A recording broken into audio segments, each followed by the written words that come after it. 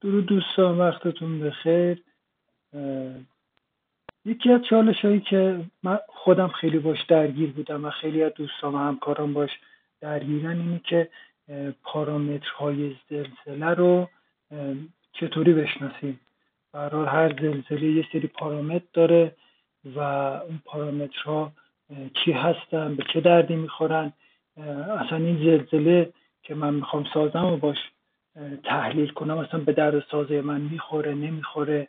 برای یه سری پارامترها هست که توی مباحث زلزله و توی ادبیات فنی مطرح شده و اینها رو دوستانی که تحصیلات عالیه دارن، تجربه آکادمیک دارن، تجربه کار با مقالات رو دارن، مقالات زیادی خوندن، اینها رو برای متوجه میشم. من خودم هم خیلی از این پارامترها رو به طور دقیق نمیشناسم، ولی به هر حال یه شناخت نسبی نسبت به این پارامترها پیدا کردم. به هر حال خیلی گشتم. اون زمان که من خودم دانشجو بودم کسی نبود اینا رو به من بگه و برای هر کدوم از اینا میرفتم مقالات رو میخوندم، کتاب ها رو میخوندم، میگشتم و در موردشون تحقیق میکردم.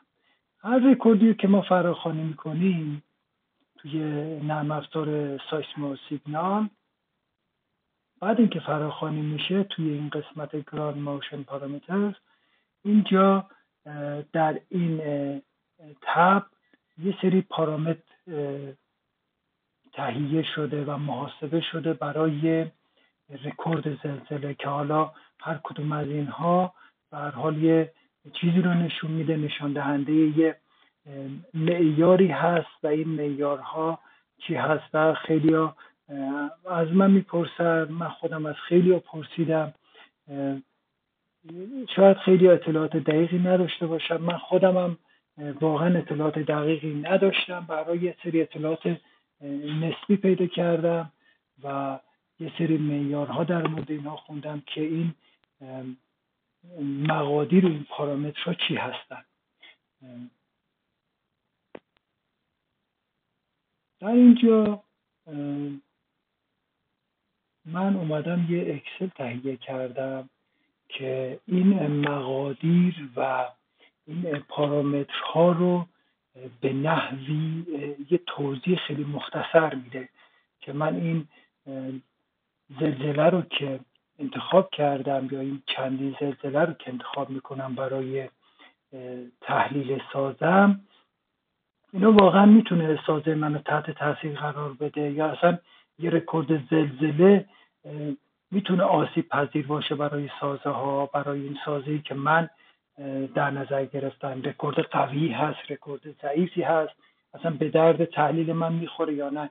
این چالشی که من خودم خیلی باش سر کار داشتم و بعد اون تصمیم گرفتم که همچی کاری انجام بدم و وقتم گذاشتم برای جمع آوری این اطلاعات و اینکه به هر حال یه توضیح مختصر در مورد این زلزله به ما میده.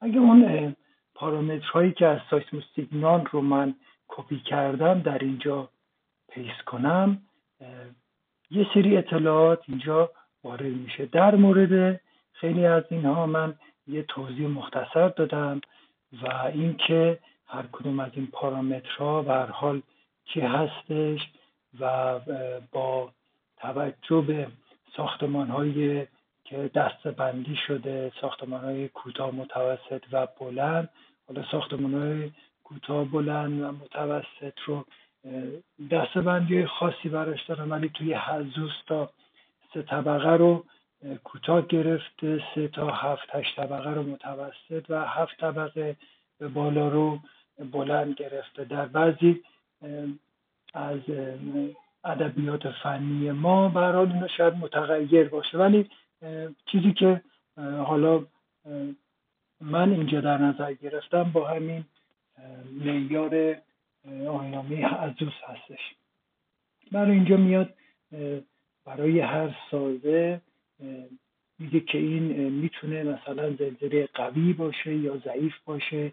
این زلزله‌ای که من اینجا پارامتراشو وارد کردم برای ساختمان من از نظر شتاب، سرعت، جابجایی و میانگین مؤثر شتاب میانگین سرعت مؤثر، جابجایی مؤثر و شدت آریاس، شدت مشخصه زلزله و پارامترهایی که اینجا من اومدم در موردش توضیحات دادم که این زلزله چه ویژگی هایی میتونه داشته باشه، میتونه برای سازه من چالش برانگیز باشه یا یه زلزله خفیف و ضعیف هستش. در اینجا تنها چیزی که شما وارد میکنید پریود سازه که میخواید تحلیلش کنید و این پارامترهایی که از سایسمو سیگنال میارید و این اطلاعات رو به صورت مختصر برای شما نمایش میده.